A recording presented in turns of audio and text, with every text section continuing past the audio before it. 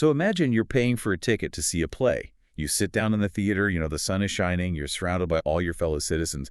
And as the actors take the stage, you slowly realize the playwright has written a masterpiece that is entirely dedicated to exposing a horrific war crime. Right. And not just any war crime, but one that you personally committed just 3 months ago. Right. You were sitting there, basically trapped in the audience, and the playwright is holding a mirror up to your own blood-soaked hands. Which is just an incredibly intense situation. Completely. And that is exactly what happened in the city of Athens in the spring of 415 BCE. I mean, we usually look at history books and see war as this very tidy, almost mathematical thing. Oh, for sure. You open a textbook and it's all maps with big, sweeping red and blue arrows moving across a continent. Yeah, exactly. There's a clear timeline. A beginning, a decisive battle, an end. Yeah. It's so clean. But when you step out of that eagle-eye view of the historian and drop down into the actual streets of a fallen city, well, that tidy map is entirely useless. It becomes utterly meaningless because the reality of a fallen city is it's the absolute definition of the fog and the horror of war long after the soldiers have actually stopped fighting. Right. When the treaties are signed or the walls are finally breached, the sweeping historical narrative stops. But the human aftermath, the visceral, chaotic, terrifying reality for the people left in the rubble, that's just beginning. And that is exactly why we're here today. Welcome to today's deep dive. We know you are here because you want to gain a thorough, uncompromising understanding of some truly profound material, but, without feeling bogged down by dense academic jargon. Exactly. And today we have an incredibly rich stack of sources to guide us.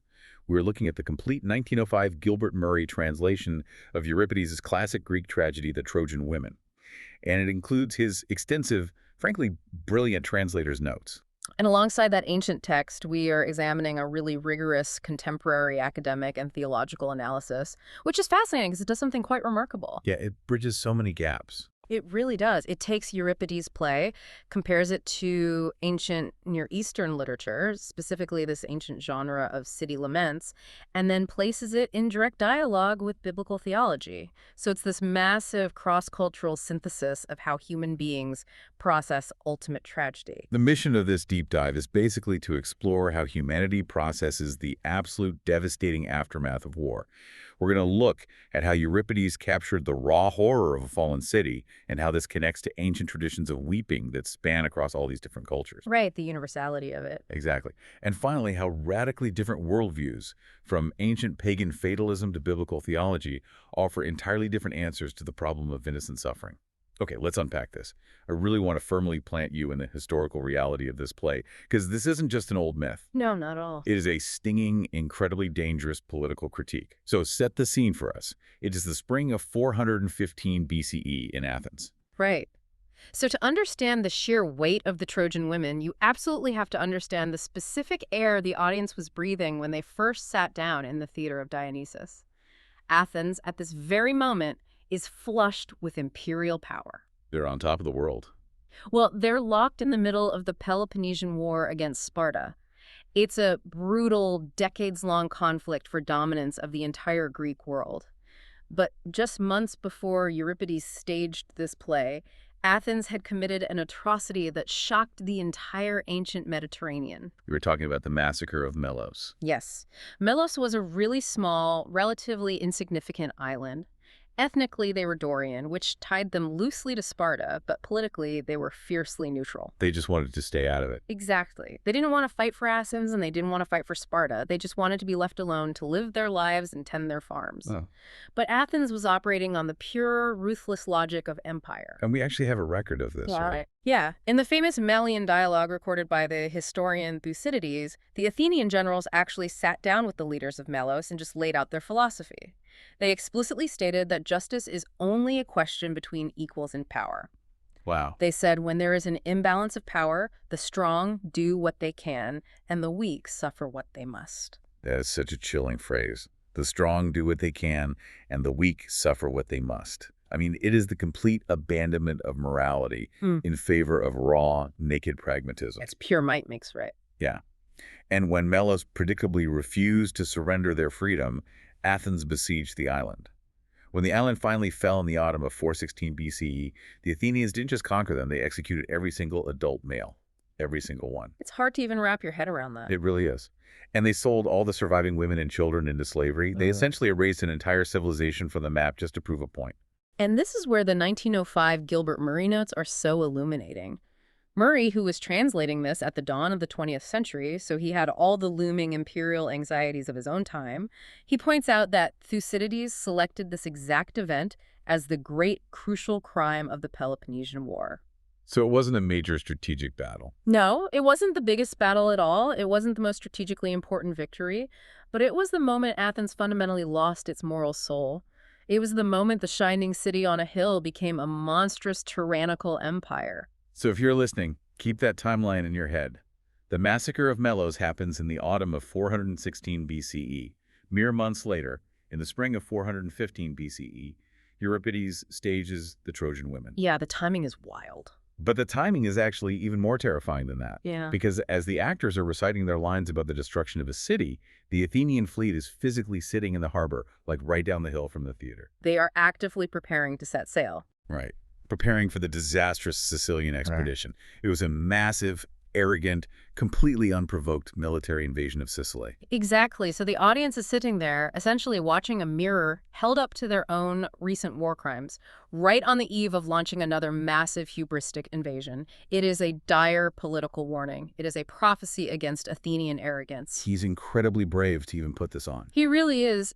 Euripides is standing up in front of his own people, the conquerors, the men whose hands are literally still stained with Melian blood, and he is saying, look at what you have become. Look at the reality of what you do. But he doesn't do it by writing a play called The Women of Melos. He uses the myth of Troy. And I think that is a brilliant psychological trick. It's subversive. Completely. Yeah. Because the Trojan War was the foundational myth of Greek glory. It was the ultimate story of Greek heroism. You know, the subject of Homer's Iliad. It is the story every single Greek child grew up memorizing. He uses their own sacred, heroic mythology against them. He basically takes the Iliad and completely inverts the camera. It's like watching a massive superhero blockbuster.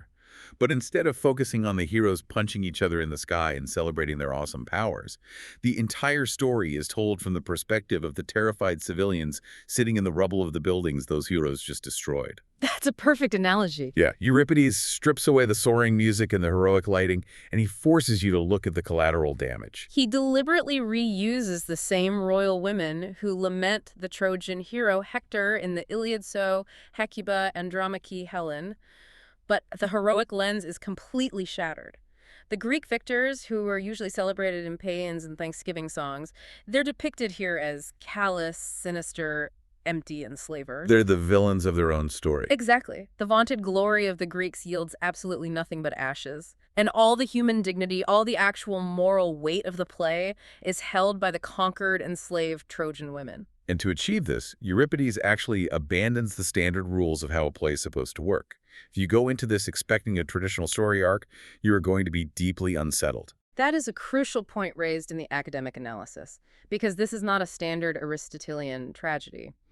In Aristotle's Poetics, which, became the rule book for Western drama, you expect a very specific structure. Right, the typical three-act kind of feel. Yeah, you expect rising action, a turning point, a climax, and finally a satisfying catharsis, a release of emotional tension where the world is somehow put back into a state of equilibrium. But the Trojan Women explicitly denies the audience that comfort. The sources describe it as a structural lament. Precisely. It is not an ascending arc, it is a descending staircase of increasingly harrowing scenes. There is no neat resolution, there is no plot unity in the traditional sense, where one action directly causes the next to create a satisfying conclusion. It's just relentless. It's simply an extinguishing of all the familiar lights of human life, one by one. You start in the dark and it just gets darker. Well, let's walk down that staircase. Let's look at the architecture of this grief through the main characters, because this is where the human cost of empire is really brought to life. We have to start at the center, with Hecuba. She is the anchor of the entire play. Hecuba is the aged queen of Troy. Her husband, King Priam, has been brutally murdered at the altar of the gods. Her sons, including the great warrior Hector, are dead. Her magnificent city is a smoking ruin. So she has literally nothing left. Nothing. When the play opens, she is not standing proudly. She is physically lying on the ground, face down in the dust, outside the ruined walls of her city. The opening image is so stark. She says, "Up from the earth, O weary head. This is not Troy, thou breaking neck, be strengthened." She is the crownless queen, entirely stripped of her former majesty, yet she commands the moral center of the narrative. And we find out very early on what her specific fate is. Right, the spoils are being divided. Exactly. The Greek spoils have been divided, and Hecuba has been given as a slave to Odysseus. Now, we really need to dig into what Odysseus represented to Euripides and his audience. The translator's notes make a deeply fascinating point here. If you read Homer's Odyssey, Odysseus is the wily, clever survivor. He is the hero who uses his brain to get home. Sure, he's the clever guy. But to Euripides, writing in the politically toxic atmosphere of late 5th century Athens, Odysseus represents something much darker.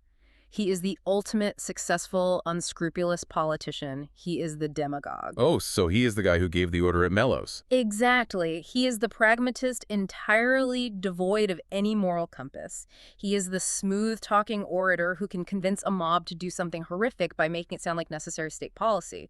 He is everything Euripides hated about the new Athenian imperialism. Hecuba realizes this immediately. She calls him a lying man and a pitiless, a heart of a beast where law is none. She sees right through his political rhetoric. She knows exactly what he is. Yeah. So you have Hecuba, who represents this deep, resilient, ancient human dignity being handed over to the cold, calculating machinery of ruthless political pragmatism. It is a devastating loss of humanity. But if Hecuba represents the destruction of the city's past, the play immediately moved to the corruption of the divine. We meet her daughter, Cassandra. Cassandra is the prophetess. She is a dedicated virgin, profoundly connected to the god Apollo. But the Greek king Agamemnon, the leader of the entire Greek expedition, has chosen her to be his concubine, his personal prize of war. And this is where the play gets incredibly surreal and disturbing. Cassandra enters the stage carrying a flaming torch, and she is singing a joyful bridal song. Which makes no sense to anyone watching. Right, she is dancing. She says, "Blessed is he that shall wed, and blessed am I in Argos, a bride to lie with a king in a king's bed." When I first read this, I was totally thrown. Wait, what is going on here? She's singing a joyful bridal song while being literally dragged away to be a sex slave. It looks like pure madness to everyone on stage. The Greek herald, Talthybius, and even her own mother, Hecuba, they think she has completely snapped. They think the trauma has literally broken her mind. But we have to remember who Cassandra is. She sees the future. Exactly. She is a prophetess. She sees the future with absolute clarity. She knows exactly what is going to happen when she arrives in the Greek city of Argos with Agamemnon. Wait, let's pause there, because reading the translator's notes, it hit me. She isn't having a psychotic break at all. She is weaponizing her trauma. She knows she is essentially a Trojan horse being invited into Agamemnon's bedroom, and the marriage she is celebrating is actually his funeral. That is precisely the terrifying, dramatic irony of the scene. The text refers to her as being garlanded, a bride of wrath. She knows that Agamemnon's wife, Clytemnestra, has been waiting at home for 10 years, nursing a murderous grudge because Agamemnon sacrificed their daughter to start the war. Oh, wow. So Cassandra knows that the moment Agamemnon steps into his palace, Clytemnestra is going to murder him with an axe, and Cassandra herself will be killed as well. The entire house of Atreus will be laid waste in a bloodbath. So, in her prophetic frenzy, she doesn't see herself as a tragic victim being led to a slave's bed. She sees herself as an avenging fury. She's the instrument of ultimate Trojan victory. She tells her mother, "I shall kill him, mother. I shall kill him, and lay waste his house with fire as he laid ours." It is a chilling subversion of the traditional Greek bridal scene. The torches she carries are not for a wedding feast. They are the fires of vengeance that will burn down the Greek leadership. She is embracing her own death because it is the mechanism of justice against her captors. Wow. If Cassandra's enslavement shows the Greeks weaponizing the gods and corrupting the sacred, what happens when they turn that same ruthless pragmatism toward the future? Because that's where the horror of the play actually peaks. The destruction of Troy isn't complete until they erase its tomorrow. This brings us to the next step down the staircase. Andromache. Andromache is the widow of Hector, the greatest of the Trojan warriors who was killed by Achilles. In the Greek mind, and certainly in the Iliad, Andromache is the ultimate symbol of the dutiful, perfect wife and mother. The ideal woman in that culture. Right. And when she is brought on stage, she arrives on a baggage cart, literally sitting among the plundered bronze armor of her dead husband. And in her arms, she is holding her infant son, Astyanax. And the Greek council has held a vote regarding this baby. Yes, and guess who swayed the council? Odysseus. the unscrupulous politician. He has convinced the Greek generals that Astyanax cannot be allowed to live. Over a baby. Over a baby. The logic is entirely based on state security. They are terrified that if the son of the great Hector grows to manhood, even as an exile, he will eventually rebuild Troy and seek vengeance against Greece. So the official decree is handed down. The infant must be thrown from the highest remaining battlements of Troy to his death. It is the ultimate horror. The cold, calculated execution of an innocent child, not out of passion or battlefield rage, but for reasons of preventative state security. It's pure logic applied to murder. Yes. It is the exact same logic the Athenians used when they slaughtered the men and boys of Melos to prevent a future uprising. And the way Euripides delivers this news to Andromache is brilliant because he doesn't use a cartoon villain. He uses the character of Talthybius, the Greek herald. What's fascinating here is that Talthybius is one of the most compelling psychological portraits in all of ancient literature. He isn't a monster who enjoys cruelty. He is a loyal soldier, a working-class guy who acts as the messenger for the generals. He is essentially a middle manager of atrocity. He's just following orders. Yes, and he absolutely hates the orders he has been given. When he approaches Andromache, he physically struggles to even say the words out loud. He tells her, "I know not how to tell thee plain," and he actually wishes someone else had been assigned the job, saying, "Would God some other man might ply these charges, one of duller mold and nearer to the iron than I." He's a guy just doing his job. But his job is to rip a baby from its mother's arms and throw it off a stone wall. It is a horrifying look at how systemic violence actually operates in the real world. Exactly. It doesn't always require psychopaths or monsters. It just requires ordinary men who are willing to follow monstrous orders because it's their duty. It perfectly anticipates the modern understanding of the banality of evil. The machinery of empire turns ordinary men into the instruments of unthinkable cruelty. And yet Euripides gives Talthybius a flicker of humanity. It doesn't absolve him, but it complicates him. He tries to do something, right? Yeah. Later in the play, we learn that after the execution, Talthybius took the broken body of the baby and washed his wounds in the local Scamander River. It is a tiny, almost pathetic gesture of care from a man completely trapped within a dehumanizing military machine. He couldn't stop the murder, but he tried to offer a shred of dignity to the corpse. The scene where Andromache says goodbye to her child. I mean, it is almost unbearable to read, even thousands of years later. She holds him and says, "Oh, ye have found an anguish that outstrips all tortures of the East, ye gentle Greeks. Why will ye slay this innocent that seeks no wrong?" Gentle Greeks. The sarcasm is biting. She calls them gentle Greeks in this searing, bitter irony. It just strips away all the noble rhetoric, all the soaring poetry of the Trojan War. They aren't heroes bringing civilization. They are child murderers, which sets up an incredible whiplash for the audience, because immediately after witnessing the ultimate innocent suffering, we meet the woman who supposedly caused the entire war, Helen. The contrast is deliberately jarring. We have just watched Andromache destroyed, and then Helen steps out of her tent. And unlike every other Trojan woman on stage, her raiment is not torn. She is unbruised. Her hair is perfect. She is completely poised. She looks flawless. Yeah. Menelaus, her Greek husband, who fought for 10 years to get her back, has arrived, swearing he is going to kill her for her betrayal. But Helen doesn't grovel. She delivers an absolute rhetorical masterclass. She really does. It's like watching a high-stakes modern courtroom drama. She weaves this brilliant, wildly manipulative defense. She blames absolutely everyone but herself. Oh, she covers all her bases. Totally. She brings up the judgment of Paris, claiming the goddess Aphrodite used divine magic to force her to fall in love with Paris. She blames Hecuba for giving birth to Paris in the first place, saying she should have killed him as an infant. She even looks Menelaus dead in the eye and blames him for leaving her alone in Sparta with a handsome foreign prince. And we have to understand how she is arguing. She is employing the techniques of the sophists. In 5th century Athens, sophists were paid teachers of rhetoric who trained young, ambitious politicians how to argue any side of an issue. Right, their goal wasn't truth. No, their goal was persuasion. They taught how to make the weaker argument defeat the stronger. Helen is using this exact, highly technical Athenian legal rhetoric. She even argues that her elopement with Paris was actually a divine blessing for Greece. Wait, how does she even justify that? She claims that because Paris chose Aphrodite's bribe, which was the most beautiful woman, he didn't choose the bribes of the other goddesses who would have given him the military power to conquer Greece. Therefore, she argues, her infidelity actually saved Greece from Eastern domination. That is breathtakingly audacious. It is. It is the ultimate political spin. And Euripides is doing this on purpose because the Athenian demagogues who talked the city into the Sicilian expedition used this exact kind of manipulative, sophisticated spin to justify their war. Hecuba, representing the older, grounded generation, sees right through it. She calls her out immediately. Yeah. Hecuba steps up and completely dismantles Helen's theology. She basically says, don't dress up your own lust and your own ambition by blaming the gods. The goddesses don't care who you sleep with. You saw a beautiful man covered in gold and oriental vestments. You wanted the luxury of the East, and you left your husband. Take responsibility. Hecuba's logic is flawless. She wins the debate on the merits. But the deep tragedy of the play is that logic and truth do not matter in the face of power and desire. As the translator's notes observe, Helen possesses this supernatural charm, this almost physical magic. Menelaus doesn't stand a chance. Menelaus comes onto the stage, breathing fire, swearing he will execute her on the spot. But as he listens to her and looks at her, his resolve melts. By the end of the scene, he's making pathetic excuses.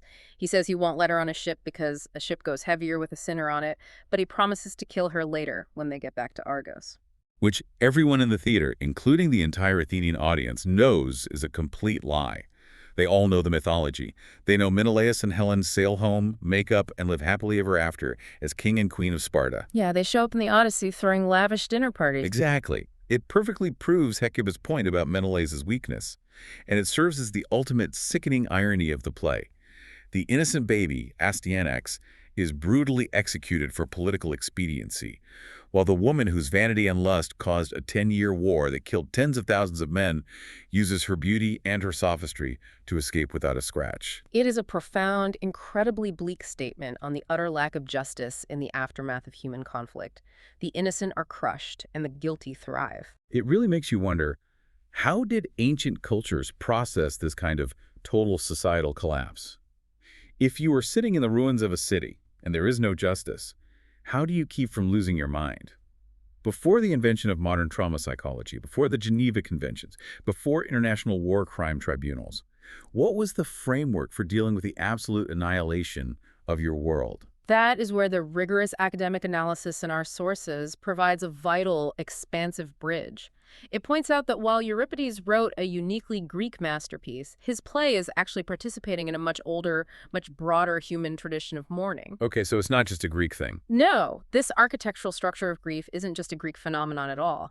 It connects deeply to the ancient Near Eastern city-lament genre, a tradition that predates Euripides by over 1,000 years. So what exactly is an ancient Near Eastern city lament? To understand this, we look back to texts like the Sumerian lament for which dates to roughly 2000 BCE. This is a staggering 1,500 years before Euripides sat down to write. And yet, the parallels are striking. The lament for was written to mourn a magnificent city that had been destroyed by Elamite invaders. And what does it actually say? The poem describes how the temples are ruined, how the gods have physically abandoned their sanctuaries, and how the entire fabric of society has collapsed into famine and slaughter. And the focal point of the grief in those ancient Sumerian texts, the ones actually voicing the pain, is also female, isn't it? Yes, almost exclusively. In both the Sumerian and later Hittite traditions, you find these highly ritualized laments performed by female figures acting as intercessors for the community. Sometimes it is a goddess weeping for her city, and sometimes it is a chorus of mortal women. So they are holding the emotional weight. Exactly. They express the communal trauma. Euripides is basically adapting this ancient Mediterranean convention for the 5th century Athenian stage. The chorus of captive Trojan women and Hecuba's long, agonizing, repetitive speeches evoke that exact same ritual mourning. It underscores that the devastation of war and the specific way human beings vocalize that trauma is a universal human experience. It extends far beyond any idea of Greek exceptionalism. And that tradition doesn't stop in Mesopotamia, and it certainly doesn't stop in Greece. The sources draw a very strong structural and thematic parallel to a text that might be much more familiar to many listeners, the biblical text, specifically the Old Testament Book of Lamentations. Indeed. The Book of Lamentations was written to mourn the fall and total destruction of Jerusalem by the Babylonian Empire in 586 BCE. And the structural similarities between Lamentations and the Trojan Women are profound. They are clearly drinking from the same ancient well of how to process the death of a city. It starts right at the very beginning, with the personification of the city as a grieving woman. The first line of Lamentations 1.1 says, "How lonely sits the city that was full of people. How like a widow has she become. She who was great among the nations. She who was a princess among the provinces has become a slave." It is literally Hecuba. Right. The city of Jerusalem is Hecuba, the crownless queen sitting in the dust, enslaved by an empire. The mirroring is undeniable. Both works feature this powerful personification of the widowed city. Both texts painstakingly detail the horrors of enslaved survivors, the desecration of holy places where blood is spilled on the altars, and the unthinkable, stomach-churning tragedy of starving and murdered children. Lamentations, just like Euripides' play, relies entirely on giving voice to the raw, unfiltered grief of the city's women and its marginalized people. But the analysis we are reviewing goes even deeper into the actual physical structure of the biblical text. It isn't just about the words they use. There's a specific physical rhythm to the weeping embedded in the Hebrew. This is one of the most fascinating linguistic details in the poetry of Lamentations. The text is written in a very specific poetic meter known as the kina meter. The kina meter. How does that work? In normal Hebrew poetry, think of a psalm of thanksgiving or a proverb. You typically have a balanced rhythmic stress. You might have 3 beats in the first half of the line, followed by 3 beats in the second half. It feels stable, it feels complete. But the kina meter is intentionally broken. It uses an unbalanced 3+2 rhythmic stress. So it's like 1, 2, 3. 1, 2. It feels like you are missing a step. Precisely. The third beat in the second half of the line is simply missing. It creates a literal auditory drop-off. If you study the psychology of human weeping, when someone is sobbing deeply, they take a long, jagged breath in, and then the breath trails off abruptly as they lose respiratory control. Wow, so the poem itself sounds like crying. Yes. The 3+2 kina meter mimics the physical sound of a sob. It creates a limping rhythm within the poetry itself, physically embedding the sensation of respiratory failure, of weeping and mourning into the very recitation of the text. That is absolutely incredible. So across millennia, from the Sumerian city of Ur in 2000 BCE to Jerusalem in 586 BCE to Athens in 415 BCE, humanity is utilizing this very specific architecture of grief.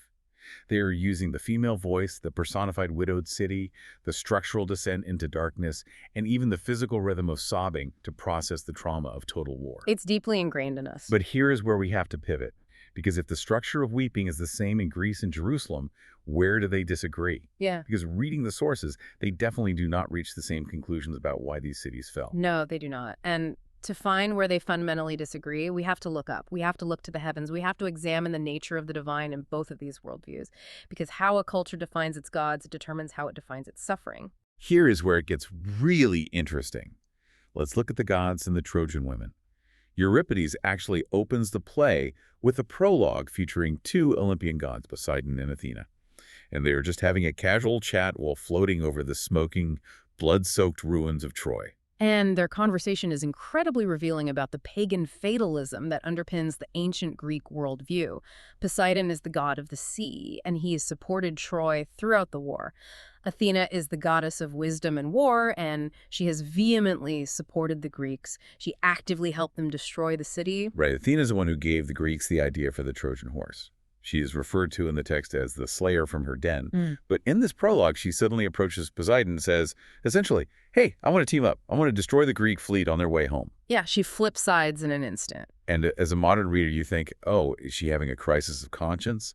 Does she look down at the slaughtered Trojan children and feel pity? Absolutely not. She doesn't care about the Trojans at all. Her motivation is entirely self-centered and petty. She is furious because of a single isolated incident. During the sack of the city, the Greek warrior Ajax the Less dragged Cassandra away from Athena's statue in her temple. This was a grave sacrilege. He violated her sacred space. And she's mad about the statue. Yes. And the Greek army, caught up in the bloodlust of the sack, did not stop to stone Ajax or punish him for it. That is her only concern.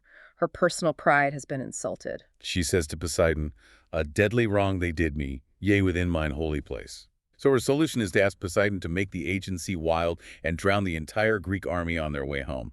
And Poseidon just casually agrees. He says, I give thy boon unbartered. Just like that.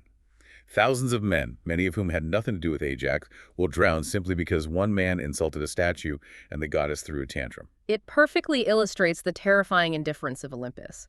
To Euripides, and within this broader pagan worldview, the gods are not moral arbiters. They are capricious. They are essentially superpowered, immortal humans with massive egos and terrible tempers. They have no ultimate justice. None. They are vengeful, and they are utterly indifferent to human suffering. Their actions are not governed by any kind of transcendent moral framework. They are governed by shifting alliances and wounded pride. Poseidon even says something incredibly telling early in the prologue. He says, "When a still city lieth in the hold of desolation, all God's spirit there is sick and turns from worship." Basically, he's saying, if the city is dead and there's no one left alive to burn sacrifices and bring me gifts, what's the point of sticking around? I'm out of here. The gods just pack up their things and leave. They are transactional, fair-weather friends of the highest order. And this theology is the engine that drives the ultimate despair of the play. If the universe is ruled by blind chance, or by these capricious transactional forces, then human suffering on the scale of Troy or Melos is entirely random. There is no higher court of justice to appeal to. You are simply a bug being crushed by the wheel of fortune. Which brings us to the profound tectonic contrast offered by the biblical texts. How does the worldview of Lamentations and the broader Old Testament prophets view the horrific fall of a city? The academic synthesis points out that if you put Lamentations next to Euripides, a massive fault line opens up. The Hebrew prophets completely reject this idea of random cosmic cruelty or capricious deities having a spat. In the biblical texts, suffering on this macro, societal level is never viewed as random. The devastation of Jerusalem in 586 BCE is explicitly and consistently rooted in covenant breaking. Meaning the people of Jerusalem had a specific agreement, a moral contract with God, and they willfully broke it. Exactly. The suffering stems directly from human rebellion, from systemic injustice, from the oppression of the poor, the shedding of innocent blood, and idolatry. The theological analysis points to foundational texts like Deuteronomy 32.4, which declares God's ways as just and right, a God of faithfulness without iniquity. And it points to Isaiah 45.5-7, where Yahweh asserts his absolute sole sovereignty. I make well-being and create calamity. I am the Lord who does all these things. The implication being that the devastation of Jerusalem, while every bit as horrific as the devastation of Troy, is a targeted moral judgment. Yes, the biblical authors are looking at the exact same horrors of war that Euripides depicts, the violence, the starvation, the loss of the city, but they diagnose the root cause entirely differently. They affirm that Yahweh is sovereign and just. Therefore, crucially, there is an underlying, unshakable moral order to the universe. Even when it is shrouded in darkness, the moral architecture holds. And this fundamentally changes how the victims speak to God. Even when Lamentations voices the rawest, most agonizing grief, bugging God to look at their starving children, there is still a baseline acknowledgement of that moral order. The analysis quotes Lamentations 1.1, where the personified city in the midst of her agony says, "The Lord is in the right, for I have rebelled against his word." You would never, ever hear Hecuba say that about Zeus or Athena. Never. Hecuba has zero respect for the moral authority of the gods because they haven't earned any. Hecuba explicitly and bitterly questions them. At one point in the play, when someone suggests she pray, she says, "Why call I on the gods? They know my prayers and would not hear them long ago." She even refers to the gods as things so weak. She's just totally done with them. She is. The biblical critique of this Greek worldview is that the absolute suffocating despair of Troy is the natural, inevitable endpoint of polytheistic fatalism. If your gods are just petty tyrants with lightning bolts, there is no transcendent justice to hope for. There is nothing to look forward to. So Euripides leaves us in the literal and metaphorical ashes of Troy. The play ends with the city finally catching fire and burning to the ground. The women are herded together and dragged away in chains to the Greek slave ships. Hecuba literally attempts to throw herself into the flames of her burning city to commit suicide, but the Greek guards restrain her. It is a portrait of absolute, unmitigated, suffocating despair. The critical question then becomes, does the biblical text leave us in the ashes? Does it end where Euripides ends? That is the pivotal question addressed in the final section of our theological analysis. The sources argue that while biblical theology perfectly understands and validates the despair Euripides diagnosed, it doesn't flinch from the horror of the world. It claims to offer a definitive, world-altering solution. We transition from the dead-end fatalism of the ancient world to the final eschatological hope presented in the New Testament. Let's look at how the New Testament actually addresses this concept of a broken, suffering world, because it doesn't offer a shallow, everything happens for a reason platitude. The analysis dives deep into the Greek exegesis of the Apostle Paul's letter to the Romans, specifically Romans chapter 8, verses 18 through 25. We have to remember the context here. Paul is writing to early Christians who are living in Rome, directly under the shadow of the Roman Empire, the most massive, militaristic, oppressive superpower the world had ever seen. He is intimately aware of the brutality of the world. He himself would be executed by that empire. In the Greek text of Romans 8, Paul writes that the exitasis, the entirety of creation, has been subjected to mateios. Let's break down that word, mateios. It translates roughly to futility or frustration. It's the feeling that everything is ultimately pointless. It's a cyclical trap of suffering that goes absolutely nowhere. You build a city, an empire burns it down. You raise a child, a soldier throws him off a wall, which sounds exactly like the suffocating atmosphere of the Trojan Women. Exactly. Paul is validating the reality of Hecuba's world. He describes a state of subjection. Creation is stuck in this endless groove of groaning and decay, but here is the critical pivot. Unlike Troy's endless, hopeless structural lament, Paul writes that creation also possesses an apokarodokia.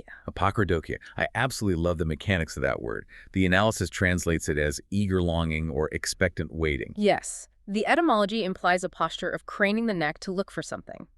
To give it a modern analogy, think of the physical posture of an Olympic sprinter right before the starting gunfires. They're in the blocks, their muscles are trembling, they're leaning forward, utterly strained with anticipation. You can almost feel the tension. Or think of the tension in a pulled bowstring right before the arrow is released. That is apokarodokia. It is a state of intense, anticipatory tension, looking for a specific event to happen. And the analysis breaks down the verbal aspect of the Greek verbs used here, which is vital for understanding how this hope works. Paul contrasts the present sufferings with the future glory using very specific tenses. Yes, the grammar itself preaches the theology. When Paul describes the present suffering and the groaning of creation, he uses imperfective, ongoing verb forms. It is a continuous, unbroken line of pain. But when he describes the future glory, the liberation that creation is waiting for, he switches to a perfective, aorist infinitive. So to translate that grammatical jargon for our listeners, Paul is saying the suffering is a continuous, agonizing present condition. It is happening now, and it keeps happening. But the future glory, the redemption of the world, is a guaranteed punctiliar event. It is a definitive, specific point in the future that will occur and will break the cycle. That is a perfect summary. If we connect this to the bigger picture, the groaning of creation in the biblical worldview is not a death rattle. It is the pain of childbirth. It hurts immensely, but it anticipates new life. It completely inverts the endless downward descent of Euripides' structural lament. And this brings us to another incredible contrast found in the letter to the Colossians. I want you to think back to the end of the Trojan Women. The Greeks have won. They are taking the Trojan women away as literal spoils of war. Cassandra is a prize for Agamemnon, and Andromache is a prize for the son of Achilles. They are human trophies being paraded by the victors to show off their dominance. That was the brutal reality of ancient conquest. The Roman triumph, which Paul's readers would have been incredibly familiar with, was exactly this. It was a massive, state-sponsored public parade where a conquering Roman general would display his defeated foes in chains, dragging them through the streets of Rome, stripping them of every ounce of dignity before usually executing them. It was a display of absolute terrifying power. But the analysis brings in Colossians 2.15, which describes what Christ accomplished through his crucifixion. And the language Paul uses there is incredibly subversive. The Greek text says that Christ, having disarmed the powers and authorities, he made a public spectacle of them, triumphing over them by the cross. The specific word Paul uses for triumphing is thriambeusis. Thriambeusis. It directly refers to that Roman triumph. It refers to the public parade of defeated foes. But the biblical solution turns the imperial triumph completely upside down. Because in the biblical narrative, who is being paraded in chains? It isn't the innocent. It isn't the vulnerable or the conquered women or the victims of empire. No. According to the text, the entities being paraded in chains are the oppressive powers themselves, the spiritual forces of death, sin, evil, and the corrupt systems that drive empires to massacre places like Melos. They are the ones who have been stripped of their weapons and led in a captive parade. That's a huge reversal. It is.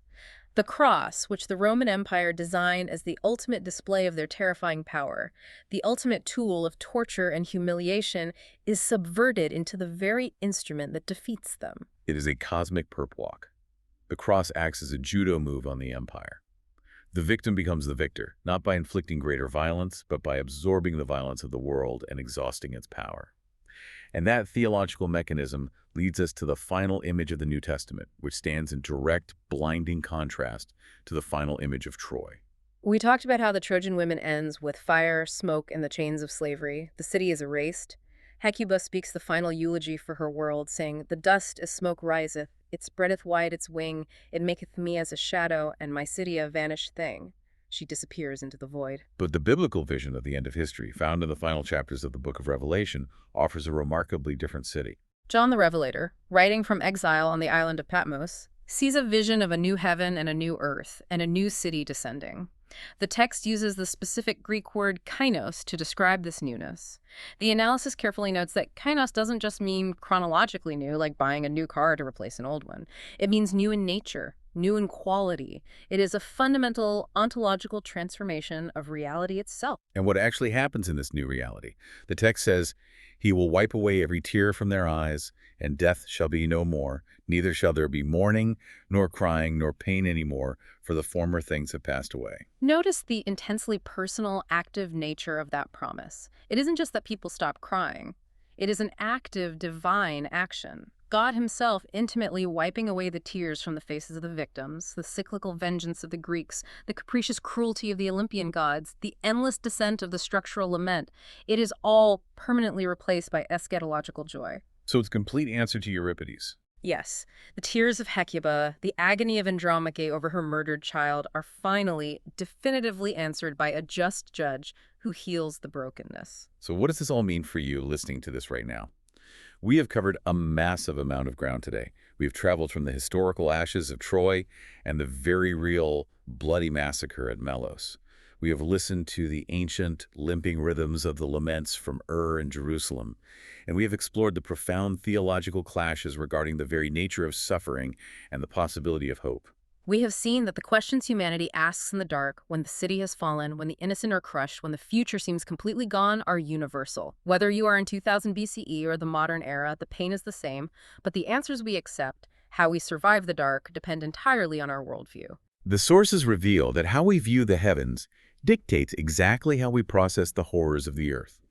If you believe in a universe of blind chance, or a universe governed by capricious forces that care nothing for human pain, then your only logical response to suffering is Hecuba's noble but ultimate despair.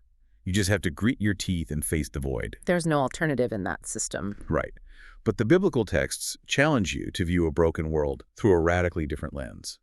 They challenge you to look at the wreckage through the lens of a sovereign, just creator who promises ultimate redemption. A worldview where the brokenness is reversed, where the oppressive powers are disarmed, and where the tears of the innocent are intimately wiped away. It is a choice between a worldview that ends inevitably in the ashes and a worldview that begins anew from them.